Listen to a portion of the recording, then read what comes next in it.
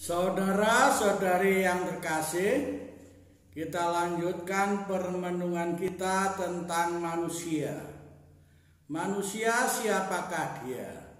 Tiba saatnya kita menjelajahi bagaimana teori evolusi berbicara, kitab suci, dan akhirnya filsafat itu sendiri bicara tentang evolusi.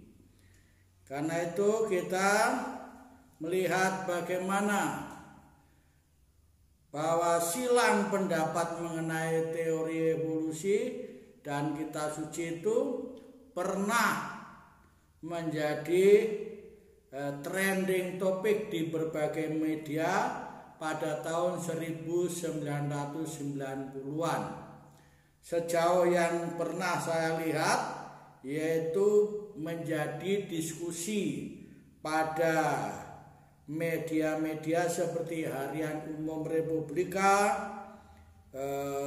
Gatra, lalu juga Kompas, dan Umat, dan media-media lain tentu saja yang tidak terpantau oleh saya. Muncul pula pro kontra terhadap teori evolusi itu berkaitan dengan pernyataan Paus Yohanes Paulus II yang disampaikan secara tertulis dalam kata sambutan beliau dalam sidang Akademi Ilmu Pengetahuan Kepausan, yaitu sebuah lembaga ilmiah kepausan di Vatikan, yang dihadiri oleh para ilmuwan lembaga tersebut, yaitu pada tanggal 22 November 1996. Pada kesempatan itu Paus menyatakan tidak keberatan dengan teori evolusi. Itu seperti dimuat di dalam majalah Umat halaman 74. Lihat juga www.catholicchurch.com atau googleevolution.com.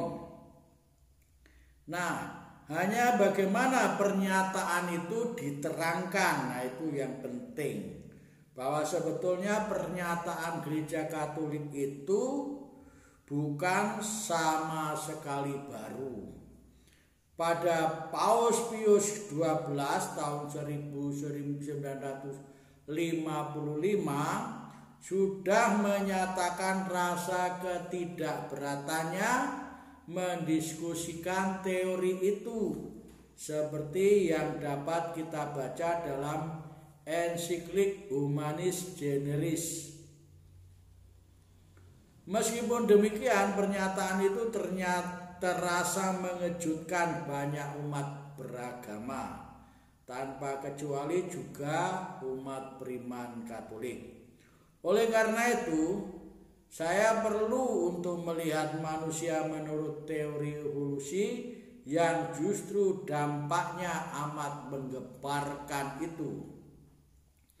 Berbeda pada bagian yang pertama permenungan kita yang murni filsafat, juga yang dipandang dari segi agama, pada bagian kedua ini ya termasuk lanjutan dari 3 bagian.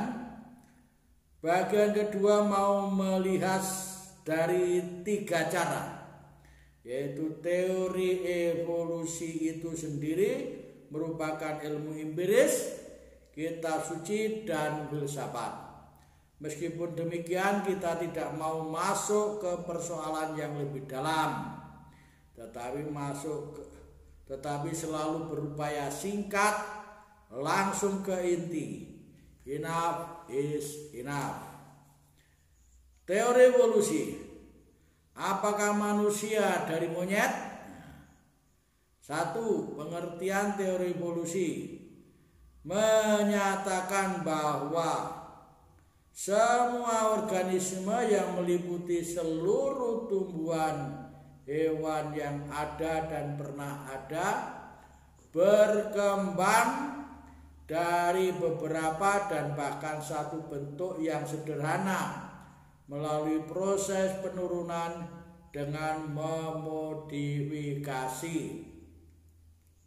Teori evolusi merupakan hipotesis, pendapat, dugaan, belum tentu terbukti kebenarannya karena masih kurang tersedianya data secara lengkap berdasarkan ilmu pengetahuan yang ingin memberi atau mengemukakan penjelasan dua hal pokok, yaitu pertama, dalam segala yang hidup terlihat satu orde atau tertib urut dari jasad yang rendah ke jasad yang tinggi. Dengan demikian, teori ini mau membuktikan bahwa hidup ini dinamis. Kenyataan ini dilihat secara empiris.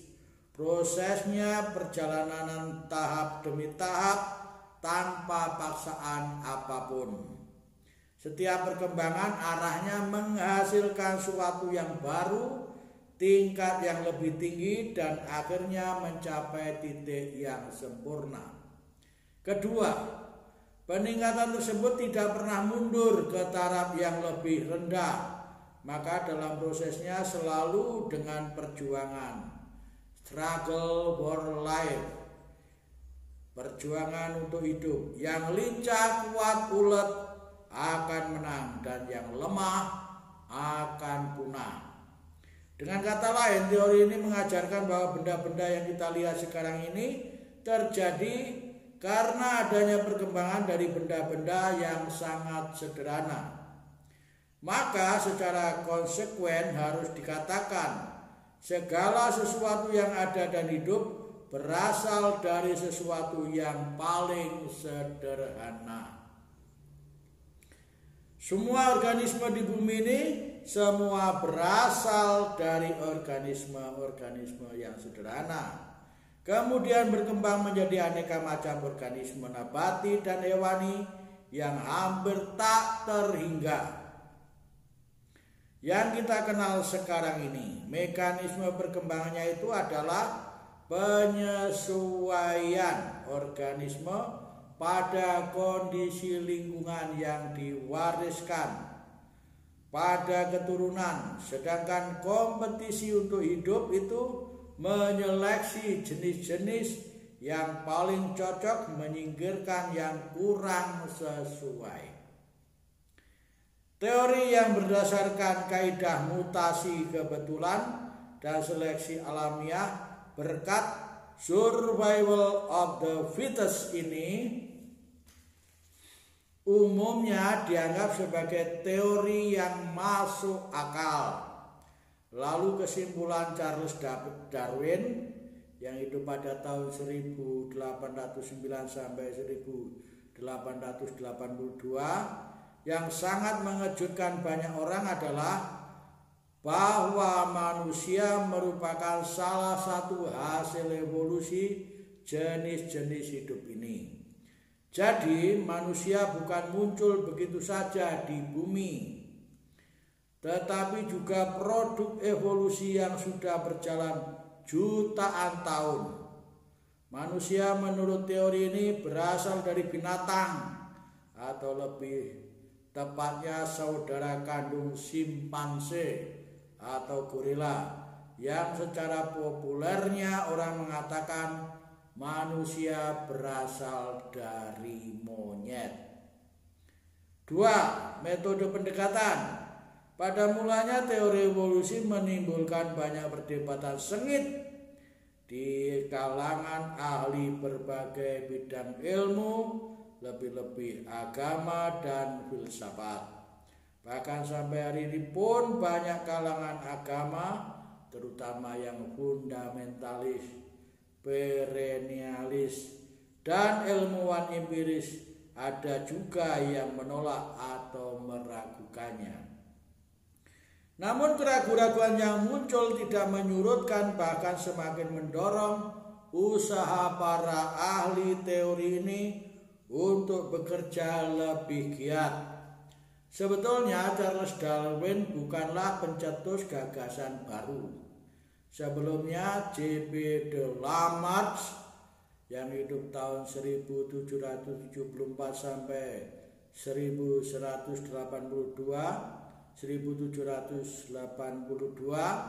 merupakan seorang pertama yang tegas menyatakan bahwa kehidupan berkembang dari tumbuh-tumbuhan menjadi binatang dan binatang menjadi manusia. Hanya kemudian Charles Darwin mengkokohkan pendapat itu dengan bukunya The Origin of Species, terjadinya jenis-jenis, yang terbit tahun 1859, dan The Descent of Man, asal usul manusia, terbit tahun 1871. Selanjutnya ahli biologi modern Jacques Monod dengan bukunya Le Hasard et le Nécessité, kebetulan dan keharusan, yang terbit pada tahun 1970. Dan bahkan dari kalangan religius sendiri pun ada, yaitu Pierre de Teilhard de Chardin SC tahun 1881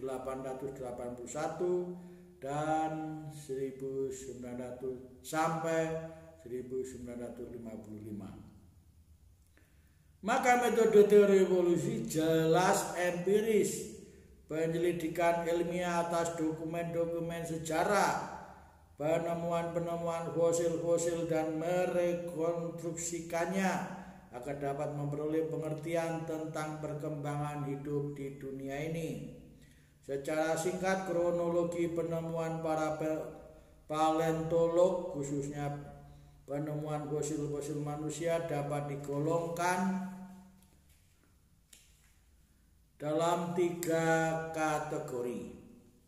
Pertama, Praneandertal. Golongan ini ditemukan di Trinil dekat Bengawan Solo. Ernest Haeckel mengatakan bahwa sebelum manusia Trinil hidup semacam kera dan diperkirakan ada di Sumatera, Kalimantan, dan Sulawesi. Dr. Eugen Dubis membuktikan teori Haeckel tahun 1981. Ia menemukan tengkorak mirip kera dan mirip manusia. Kemudian von Koenigswald mendapat fosil-fosil Pithecanthropus dan Openort di Ngandong, Sangiran, Mojokerto, dan tempat-tempat lain. Fosil-fosil yang ditemukan di Cina juga mirip fosil di Trinil, bahkan lengkap dengan alat-alat kerja yang menunjukkan tingkat peradabannya. Diperkirakan makhluk-makhluk manusia itu hidup antara 42.900 sampai 23.600 tahun yang lalu. Penemuan lain misalnya oleh Levi dan istrinya, mereka menemukan fosil Australopithecus, sejenis kera mirip manusia. Isi otaknya mendekati manusia modern. Ditemukan serupa itu juga di Afrika dan dinamakan Homo habilis sebagai jenis baru dari penemuan sebelumnya. Bertolak dari penemuan-penemuan tersebut dan penemuan-penemuan lainnya juga, Clutch berkesimpulan bahwa manusia tidak berasal langsung dan berleluhur dari kera primat. Maksudnya dari binatang lalu ke primat, dari primat baru ke cabang, satu arah ke kera dan yang lain ke manusia. 2. Neandertal. Fosil-fosil banyak ditemukan di Eropa. Kekasannya adalah tinggi 160 cm. Kepalanya relatif besar, tubuhnya ada kesan kasar, kakinya pendek, dan lengannya panjang melebihi manusia modern. Yang mencolok isi otaknya lebih kurang 1200 sampai 1650 gram, dan ini melebihi otak manusia modern 1590 gram. Diperkirakan mereka hidup 150.000 tahun yang lalu. Fosil-fosil itu sudah menunjukkan tanda-tanda manusia yang jelas. Tanda-tanda mereka manusia bisa dilihat dari kebudayaan yang dimilikinya, meskipun baru taraf sederhana, antara lain alat-alat kerja berupa batu terasa, kerajinan tangan, tempat makan dan minum, upacara penguburan dan kuburan, dan persembahan. Dari data tersebut disimpulkan bahwa manusia Neandertal sudah berpikir maju lebih sedikit meskipun masih primitif. 3. Pos Neandertal. Fosil-fosil banyak ditemukan di gua-gua Prancis, Spanyol, dan Jerman sebanyak 100 individu. Isi otaknya 1500 gram. Sudah maju berpikir, mengenal alat-alat dan benda-benda. Manusia dalam tanda petik Neandertal, dan bahkan mampu melukis seperti yang terlihat di dinding-dinding gua. Tambah lagi mereka sudah memanfaatkan alam. Tandanya hutan menghilang dan menjadi padang rumput. Ada penyesuaian diri seperti munculnya dalam tanda petik teknik yang membuat tingkat kehidupan mereka berangsur-angsur menjadi lebih baik. Dan akhirnya ditemukan fosil-fosil Homo sapiens yang hampir tidak berbeda dengan manusia sekarang. Berdasarkan berbagai fakta, fosil-fosil itu dibuat tafsiran. Di antara yang lebih umum diterima adalah Enflatum hipotese. Teori ini menerangkan ada 3 tingkatan golongan: Anthropus pra-Neanderthal, Pithecanthropus erectus, Sinanthropus pekinensis, dan seterusnya. Neanderthal sudah berbentuk manusia, Homo sapiens dan Homo sapiens. Ketiga golongan ini bukan satu demi satu, melainkan tetap 3 cabang dari pokok awal yang sama, dan sudah mulai pada Australopithecus dan Homo habilis, dan Neanderthal dilihat sebagai cabang sampingan dan menemui jalan buntu. Pokok sendiri diteruskan oleh sapien seperti manusia modern. Diperjelas teori ini, dapat persamaan dan perbedaan antara hewan dan manusia banyak sekali. Manusia bukanlah seekor hewan yang ditambahkan sesuatu, yaitu akal budi. Lebih baik dikatakan bahwa alam kejasmanian beralih ke tahap yang lebih tinggi. Sekarang teori evolusi dan penciptaan manusia dalam kitab suci, suatu problematika. Sudah pasti. Pengantar, reaksi umum kaum agamawan saat itu berupa penolakan, bahkan pertentangan yang meruncing. Malah teori evolusi dicap sebagai ajaran ateis, meskipun Darwin sendiri percaya kepada Tuhan, Sang Pencipta dan Penyelenggara kehidupan. Berbagai pertanyaan muncul dari kalangan agamawan, seakan dihadapkan pada sebuah dilema. Manakah yang benar antara ajaran kitab suci, khususnya kitab Kejadian bab 1 dan 2, atau teori evolusi? Manusia diciptakan Tuhan atau dari kera? Bumi diciptakan selama 6 hari atau tidak? Di pihak lain, teori evolusi semakin maju. Selain umum pula para ahli ilmu positif menerimanya, yaitu yang ahli-ahli empiris. Sebab dalam banyak hal memang lebih mudah diterangkan secara empiris. Kaum religius pun semakin tekun mendalami kitab suci dan berasumsi bahwa penafsiran manusia pun bisa keliru. Karena itu perlu keterbukaan baik terhadap kemajuan ilmu pengetahuan maupun wahyu Tuhan dalam kitab suci. Menyalahkan yang satu dan membenarkan yang lain hanya akan membawa kesesatan. Melihat progresif teori evolusi, para religius termotivasi untuk mempelajari Alkitab dengan paradigma baru. Alkitab pun menjadi objek penyelidikan ilmiah.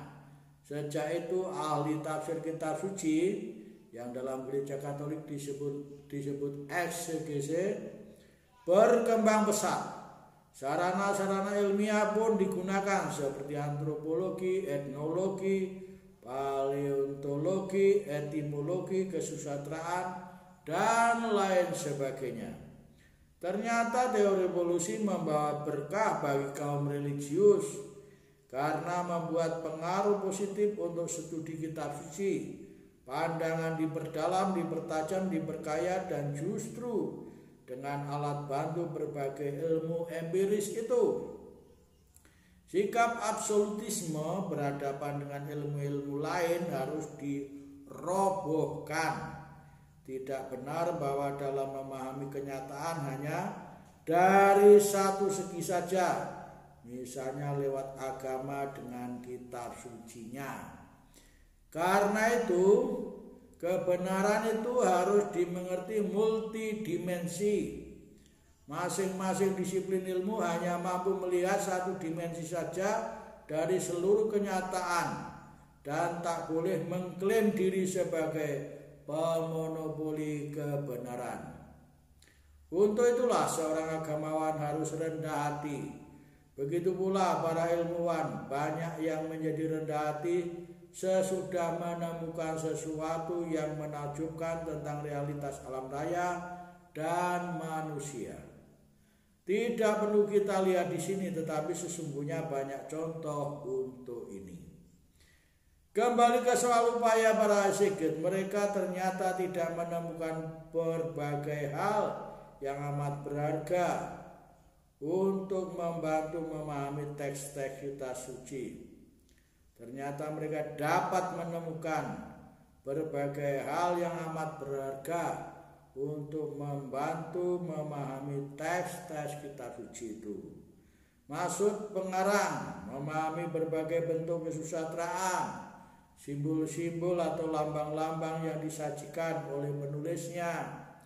Dari sanalah dicari pula sejauh mana ada kesesuaian antara teori evolusi dengan kitab suci. Terjadinya jagat raya dan manusia menurut teori evolusi.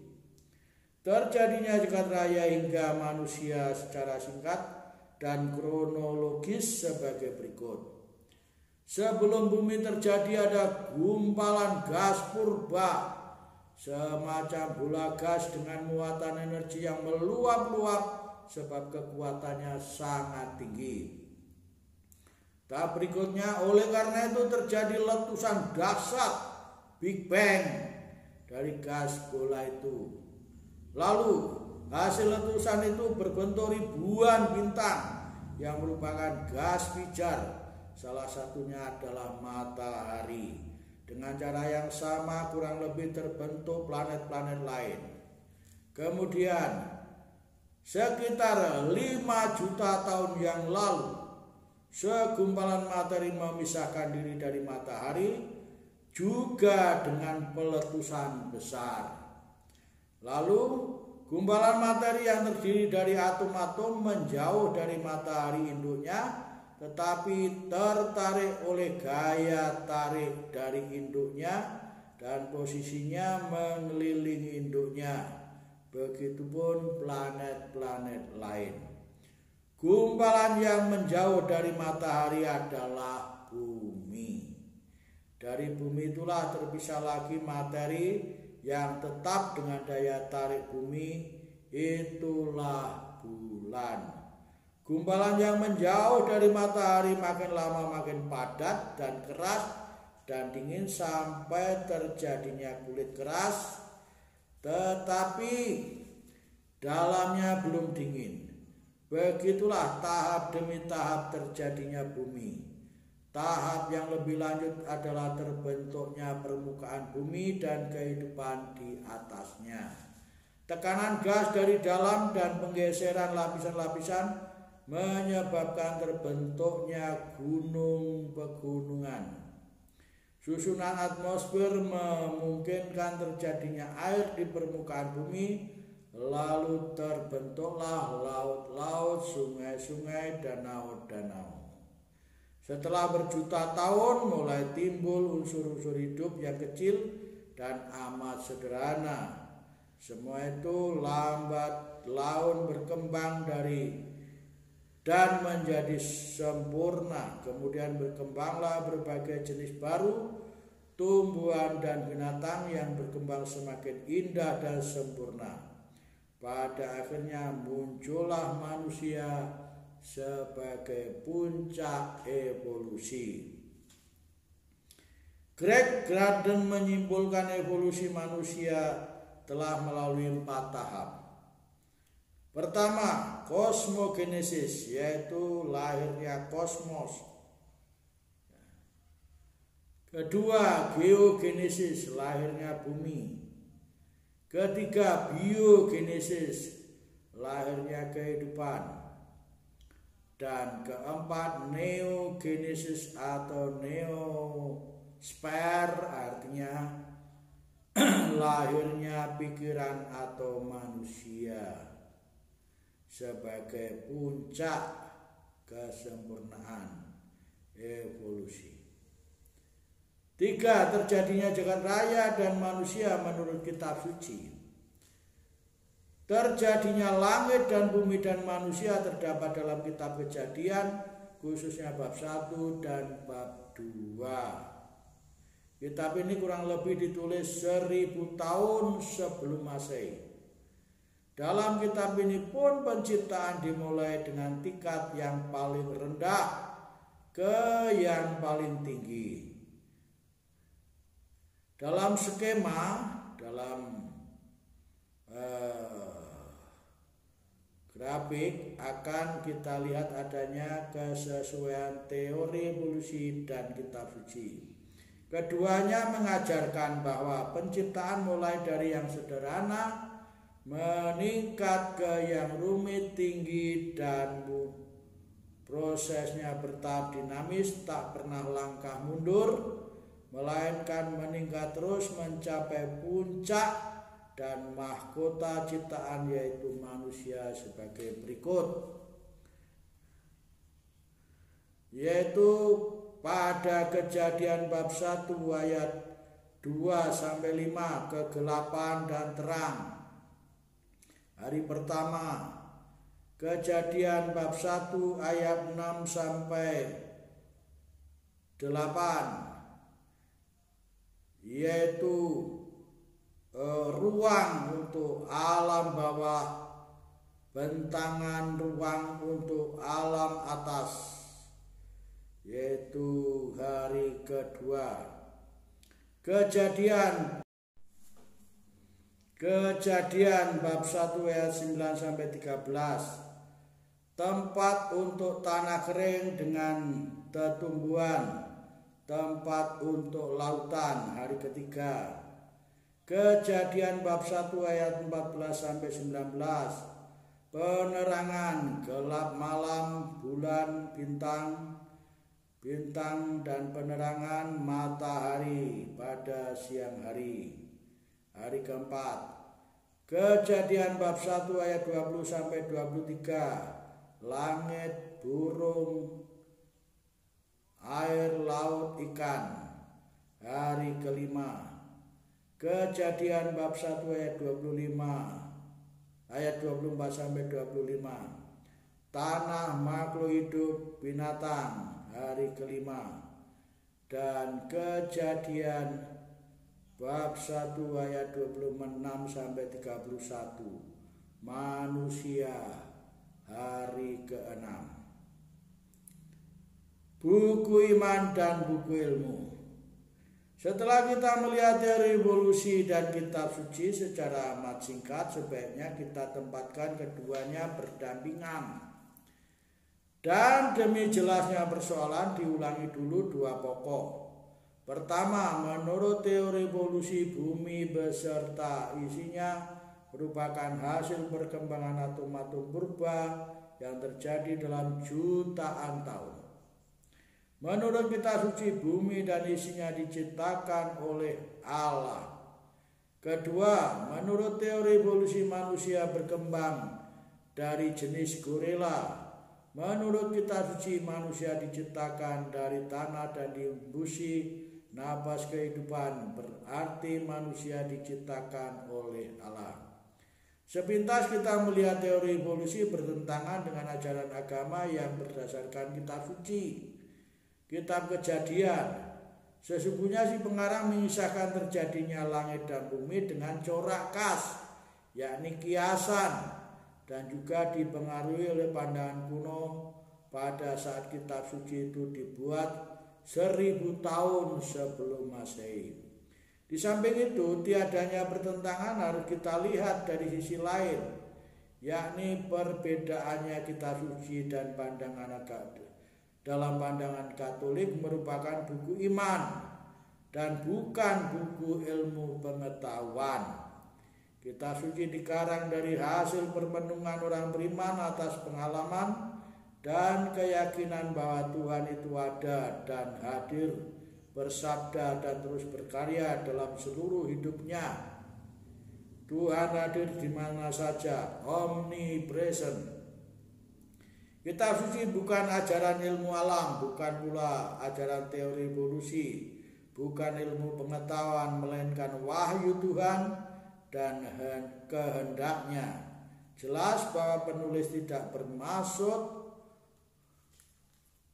melaporkan tentang fakta-fakta terjadinya bumi dan segala isinya.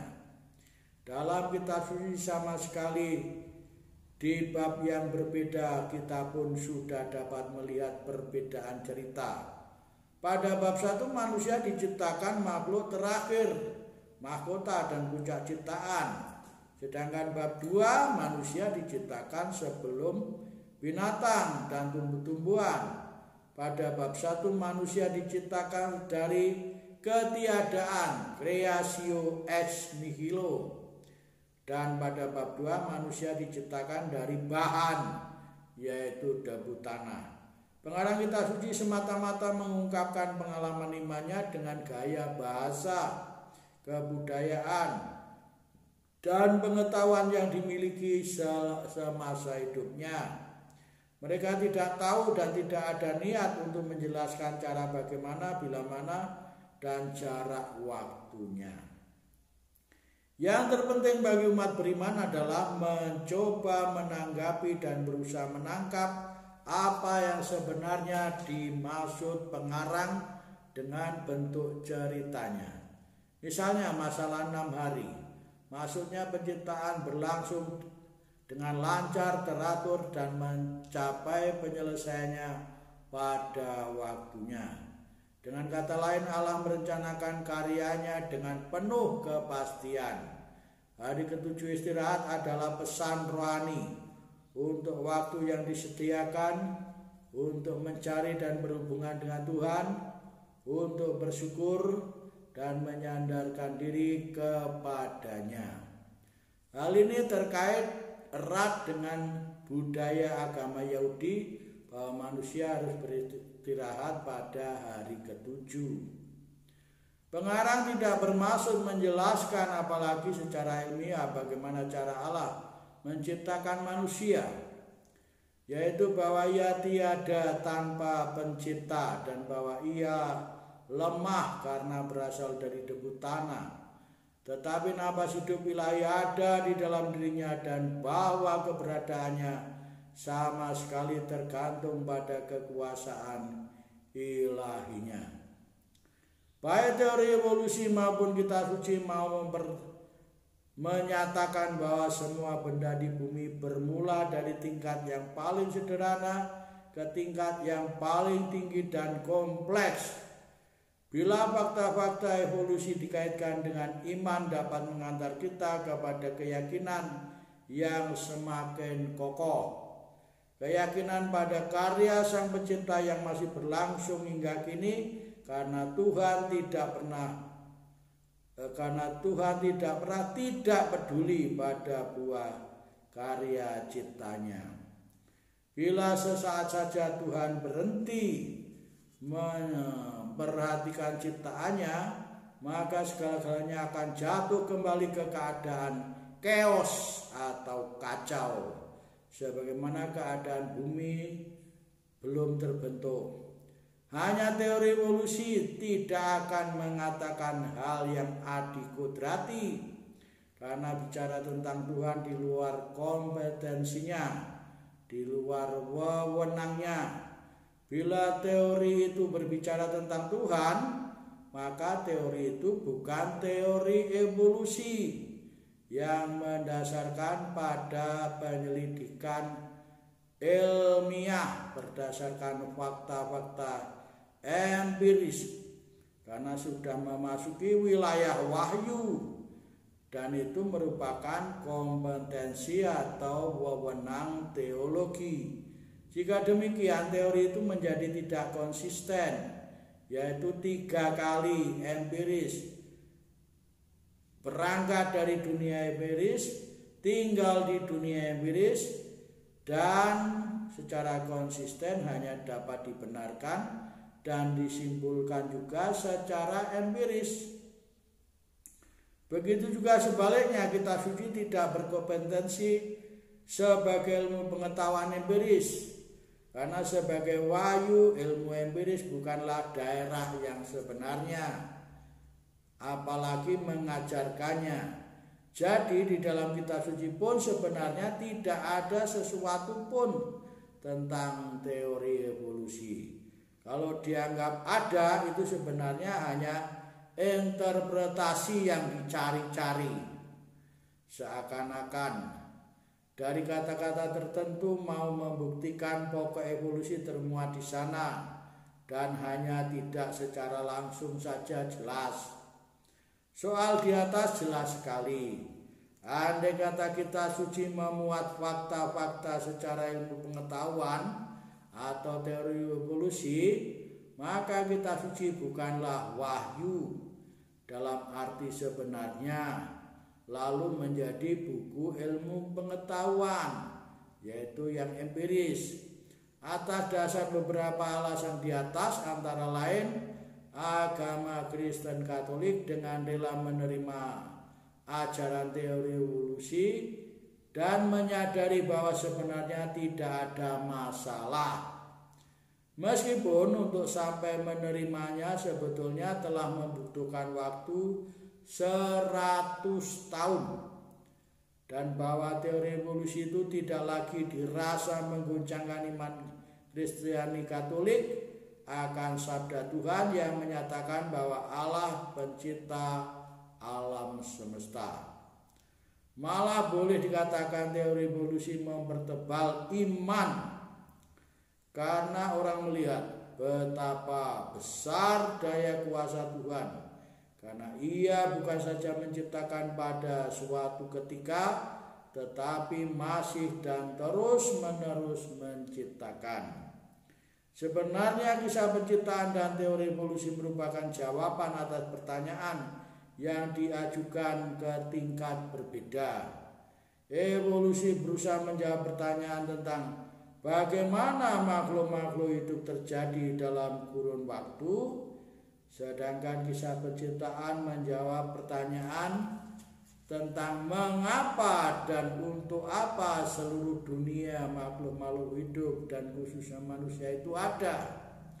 Teori evolusi bermaksud menerangkan apa yang terjadi selama berabad-abad, sedangkan kisah penciptaan harus dimengerti dalam dimensi vertikal, sedangkan evolusi berdimensi horizontal.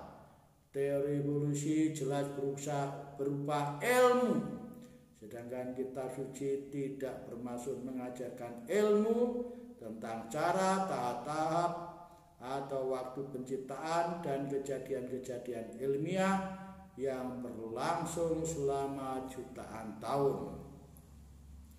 Sekarang kita memasuki teori evolusi dan filsafat.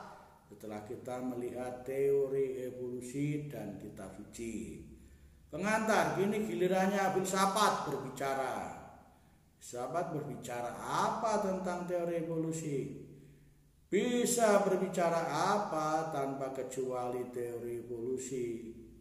Sebagaimana telah kita lihat pada bagian pertama bahwa filsafat tetap dibutuhkan untuk membicarakan atau forum untuk mendiskusikan apa yang datang dan sebelum dan sesudah ilmu. Teori evolusi sebagai ilmu baru segera mendapat perhatian. Mula-mula filsafat pun melawan teori evolusi, sebab teori ini dianggap mengguncangkan asas filsafat, yaitu tidak mungkin yang lebih rendah menghasilkan yang lebih tinggi. Tidak dapat memberi jika kita tidak mempunyai nemo dat quod non habet. Jadi tidak dapat memberi jika kita tidak mempunyai. Mustahil dari yang sederhana rendah tak berakal budi bisa menjadi berakal budi. Di mana letak peralihan dan penyeberangan seperti itu? Itulah pertanyaan filsafat.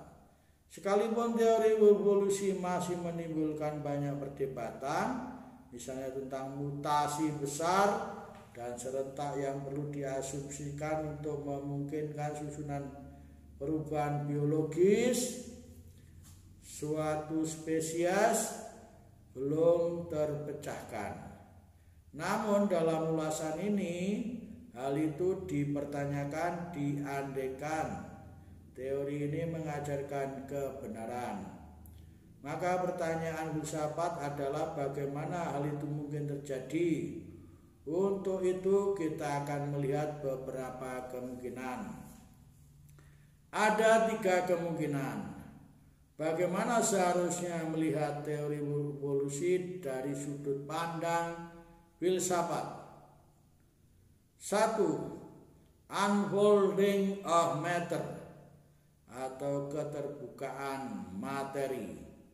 Memahami evolusi sebagai unfolding of matter maksudnya melihat evolusi dengan bertitik tolak dari fase yang paling rendah ke fase yang paling tinggi, tidak lain dari perkembangan materi. Mungkinkah ini? Karena ini dapat menimbulkan pertanyaan bagi kita. Bagaimana hal yang lebih rendah dapat menghasilkan yang lebih tinggi? Ingat prinsip filsafat bahwa hal itu masih bisa dipertanyakan. Tetapi pandangan ini justru secara konsekuen menolak asas tersebut. Artinya tidak ada yang lebih rendah dan tidak ada yang lebih tinggi. Pada dasarnya menurut paham ini tidak ada bedanya kenyataan materi hidup dan kenyataan yang disebut rohani, seperti yang terdapat pada diri manusia. Menurutnya semua sama. Evolusi bertitik tolak dari yang paling rendah dan sederhana sampai pada manusia sebagai puncaknya, tidak lain daripada tambahan kompleksitas materi yang dilengkapi dengan suatu penambahan organisme yang sangat rumit. Seluruh alam semesta termasuk manusia hanyalah objek satu jenis ilmu, yaitu ilmu positif dengan metode-metode empirisnya. Dari sini perbedaan roh dan materi tidak dikenakan hakikatnya dan dianggap hanya berbeda dalam hal penambahan kompleksitas. Lagi pula paham tentang keseluruhan hanya diperoleh melalui materi, bahwa hanya ada satu kenyataan, yaitu the outside bagi seorang fisikus. Beda antara materi dan manusia tidak lain daripada kompleksitas fisik kimia, dan melihat evolusi tidak lain daripada fisik. Kita mengakui apa yang dilihat seorang fisikus dalam laboratoriumnya hanya secara empiris, bahwa tambahan kompleksitas itu tampak kebenarannya dan itu bisa dilihat. Pada prinsipnya hanya itulah yang tampak. Tetapi apakah benar tidak ada perbedaan hakiki antara materi dan manusia? Di situ pihak kita mengakui bahwa tambahan kompleksitas itu benar. Di pihak lain juga kita tidak dapat mengingkari bahwa perbedaan itu nyata. Lain yang disebut materi dan lain yang disebut roh. Materi dioposisikan dengan roh sebagai yang tertutup dan terbuka, terikat dan bebas, sebagai yang melulu hadir dan hadir dalam diri, sebagaimana kita lihat pada bagian pertama tentang paradoks roh dan materi. Dalam kebudayaan sehari-hari pun perbedaan itu nyata diakui setiap orang. Untuk menyebut materi, orang cukup menyebut apa. Sedangkan untuk menyebut diri manusia, orang memanggil si apa. Sungguh terdapat pula perbedaan dalam ilmu pengetahuan kita antara materi, zat anorganik yang menjadi pokok ilmu alam hayat, zat organik tumbuh-tumbuhan binatang yang menjadi pokok ilmu hayat, dan manusia yang menjadi pokok ilmu antropologi. Yang menjadi persoalan adalah bagaimana hal itu dibuktikan dan dirumuskan. Melalui sejarah diketahui bahwa hal itu gagal, misalnya dalam aliran ilmu hayat, yaitu antara mekanisme dan vitalisme. Bagi mekanisme tidak ada perbedaan hakiki yang ada dalam perbedaan fisik kimia yang melaluinya segala fenomena hidup dapat dipahami dan diterangkan. Sedangkan vitalisme melawannya dengan mengatakan bahwa semua fenomena seperti itu melahirkan sel yang berkembang menjadi dua individu lengkap. Seperti anak kembar misalnya menuntut suatu daya yang serba baru atau vitalis atau daya hidup. Akhirnya persoalan tentang perbedaan hakiki atau tidak dibicarakan lagi kedua paham itu. Jadi tidak pernah selesai karena mereka memakai argumen dan bukti yang dengan tinggal pada hakikat yang sama, fenomena empiris. Vitalitas menyangka fenomena khas bersifat badani, sehingga segala yang hidup juga termasuk kompetensinya. Di pihak lain, mekanisme menyangka perbedaan yang diamati melalui metode fisika sebagai perbedaan satu-satunya. Semua itu tentu tidak memuaskan. Maka marilah kita telusuri kemungkinan kedua.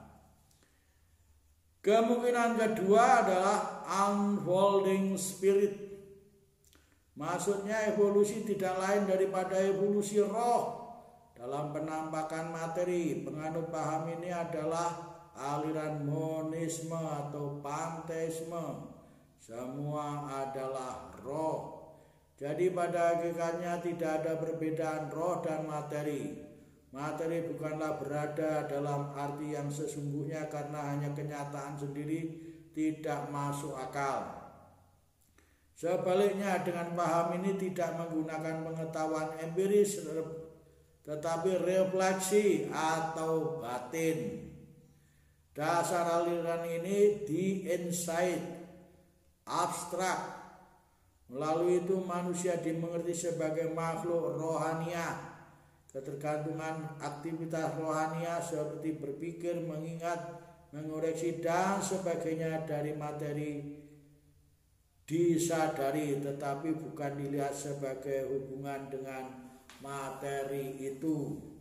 Atas dasar itu maka jelas aliran ini mengutamakan roh, sebab dengan hakikat keterbukaan dan kebesarannya segala yang ada dan segala yang mungkin dapat direalisasikan.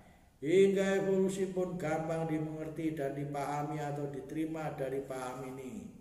Seluruh kenyataan baginya adalah roh dan materi relatif saja, bisa ada, bisa tidak, dan tidak harus ada.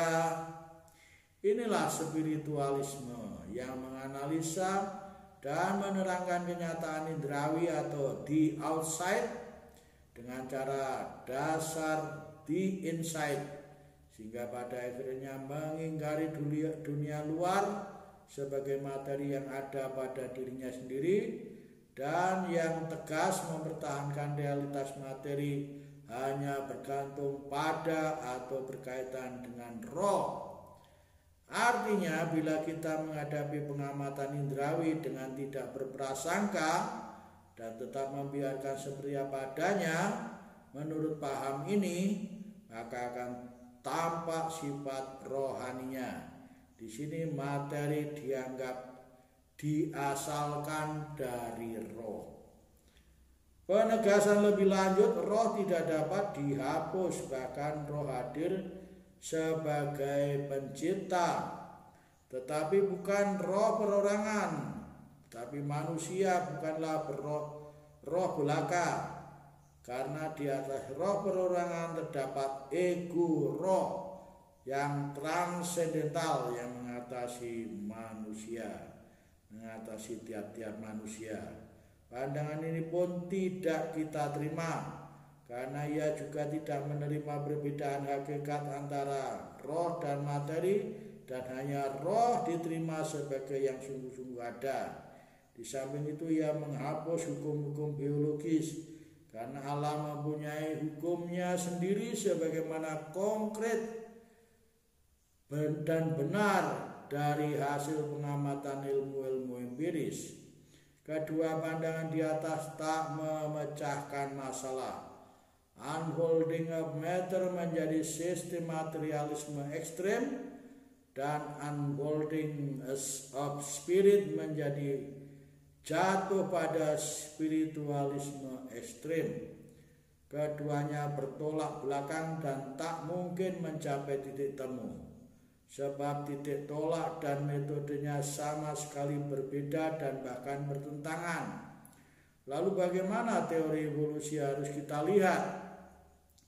Jika kita setia pada apa yang kita dilihat oleh kedua jenis pengetahuan kita, maka kita harus mengakui bahwa dalam diri manusia ada dua dimensi, yaitu roh dan materi. Pertanyaan selanjutnya, manakah yang menghasilkan atau menjadi penggerak evolusi? Tambahan kompleksitas materi yang menghasilkan psike lebih tinggi, atau sebaliknya? Apakah seluruh realitas evolusi materi atau roh?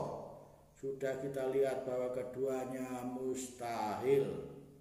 Dalam materialisme tidak ada tempat bagi roh, sebaliknya dalam spiritualisme tidak ada tempat bagi materi. Kedua pandangan ini bertentangan dengan pengalaman konkret kita. Persoalan berikut, apakah kita akan membela dualisme? Lebih dahulu ada materi, lalu pada saat tertentu ditambahkan roh. Tuhan pada momen tertentu mengembuskan roh atau jiwa ke dalam diri manusia. Pandangan ini pun sulit disesuaikan dengan segala apa yang diamati oleh ilmu-ilmu positif mengenai evolusi. Kesulitan yang sama muncul berkaitan dengan jiwa manusia dalam proses kelahiran bayi. Apakah manusia hanya melahirkannya sebagai makhluk biologis, sedangkan jiwa ciptaan langsung dari Sang Pencipta? Melihat kesulitan ini, marilah kita cermati satu-satunya kemungkinan yang masih tinggal,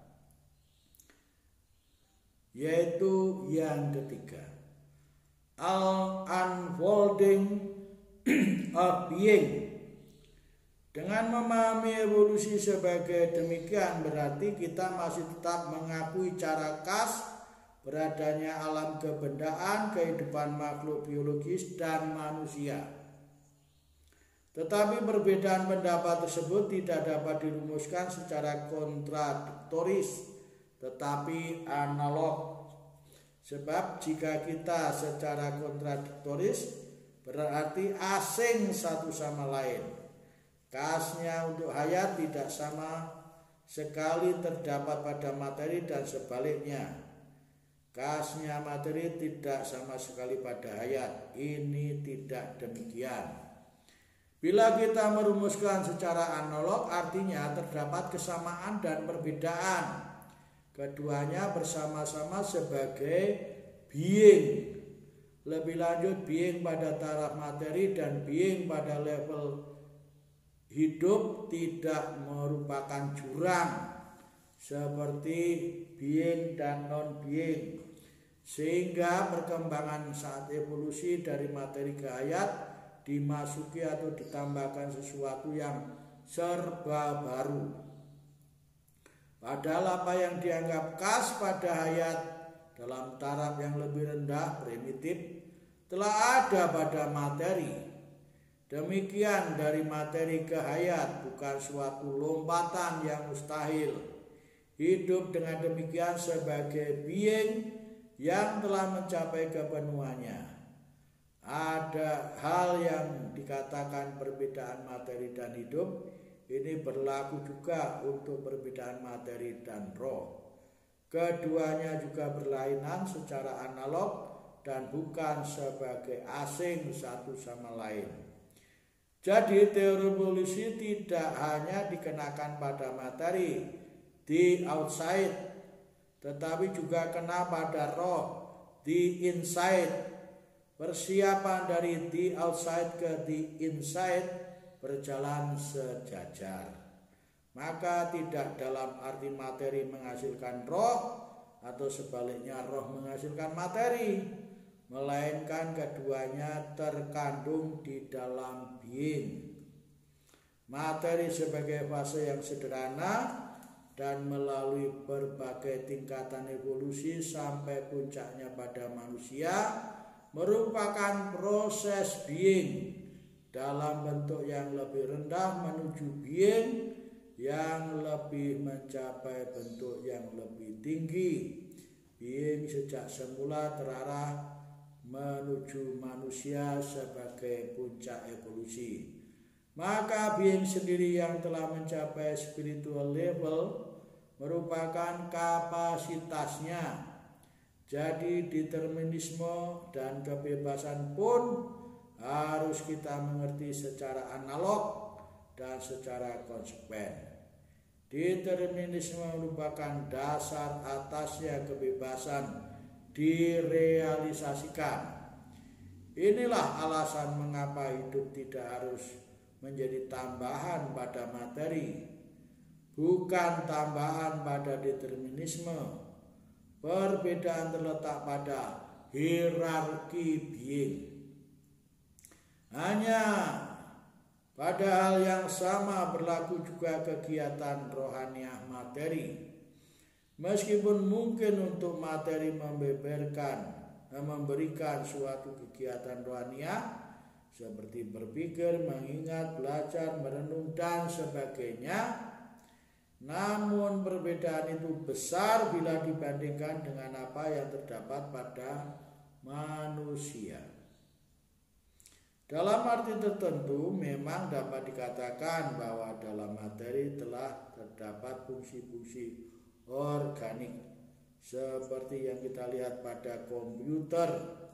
Malah di masa mendatang, komputer tidak hanya dapat menyimpan dan meneruskan pesan, melainkan mampu belajar dari pengalaman, dapat memperbaiki diri, dan tidak hanya menyaingi kecepatan dan kerumitan pikiran manusia, melainkan seluruh pengetahuan dan kehendak manusia. Hal itu akan menjadi jelas jika kita berbicara tentang thinking machine and man. Tetapi di sini cukuplah bila dikatakan secara singkat bahwa dalam being seluruh kekayaan telah terkandung, dan proses evolusi merupakan satu unfolding a being. Makin maju being, hal itu menjadi semakin nyata. Dengan mengerti evolusi sebagai unfolding a being, maka kita tidak mengakui perbedaan hakiki antara tingkatan materi hidup dan manusia, mengakui dua jenis pengetahuan indrawi dan refleksi, mengakui kompleksitas materi dalam evolusi, sekaligus mengakui kehadiran Tuhan Sang Pencipta sebagai ada tertinggi atau ultimate being. Kita mengakui kehadiran Sang Pencipta karena yang menjadi penggerak dalam teori evolusi atau dalam evolusi bukan hanya materi atau roh, tetapi keduanya serentak. Jadi kualitas dunia tetap diakui dan kausalitas Tuhan diyakini. Tuhan Sang Pencipta tidak hadir secara istimewa pada saat permulaan atau momen tertentu saja, tetapi hadir dalam seluruh proses menjadi sebagai kausa prima atau penyebab utama.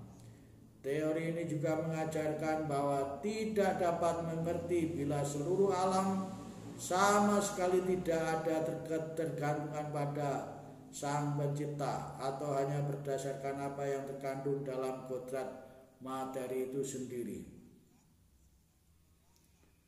Dengan demikian kausalitas Tuhan sebagai kausa prima diperdalam tanpa menghapus kausalitas dunia dan bukannya saingan satu dari yang lain, melainkan serentak. Evolusi sekaligus malah meneguhkan keyakinan iman kepada Tuhan Sang Pencipta jagat raya dan menerima manusia sebagai ciptaannya yang termulia. Sekarang kita akan mengakhiri dengan penutup. Dengan ulasan di atas, dengan cara mendiskusikannya dan cukup panjang walaupun sebenarnya singkat, cukup melelahkan setidaknya bagi saya. Sehingga persoalan tentang evolusi telah terselesaikan. Sebetulnya tidak sesingkat itu, tapi masih panjang lebar.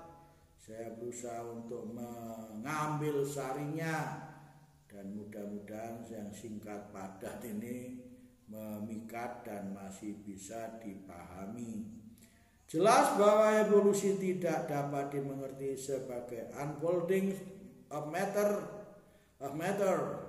karena akan menjerumuskan kita pada materialisme, tidak pula sebagai unfolding of spirit sebab akan membawa kita pada spiritualisme ekstrem, bukan the outside atau the inside, atau menurut bahasa Teilhard de Chardin without atau within, sisi luar atau sisi dalam saja yang berevolusi, juga bukan keduanya secara terpisah. Dalam unfolding a being kita pun tidak terjatuh pada aliran dualisme, karena seluruh bagian badan atau seluruh materialitas manusia dirasuki spiritualitas. Atau dengan kata lain, seluruh materialitas manusia memuat spiritualitas dan sebaliknya.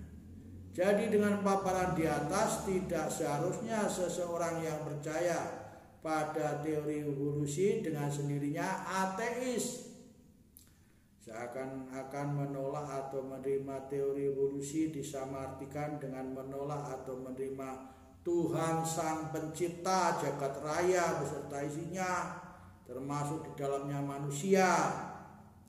Padahal benar dan tidaknya teori itu tidak ada hubungannya dengan eksistensi Tuhan. Sebaliknya juga benar, ada dan tidaknya eksistensi Tuhan bukan urusan teori evolusi. Maka dari itu permenungan kita ini mempunyai tujuan untuk kita agar tidak terjerumus pada bahwa percaya teori evolusi yang meyakinkan kita lalu membuat kita ateis. Malah sebaliknya, bahwa bisa membuat kita semakin percaya kepada Tuhan Sang Penyelenggara kehidupan. Dengan demikian, sebentuk keyakinan sebagai suatu yang telah kita tuangkan dalam permenungan itu telah masuk ke dalam kesadaran. Harapan untuk kita adalah semoga kita tidak menjadi seorang beriman yang fanatik eksklusif terhadap agama-agama apapun, maupun terhadap ilmu pengetahuan apapun di dunia ini.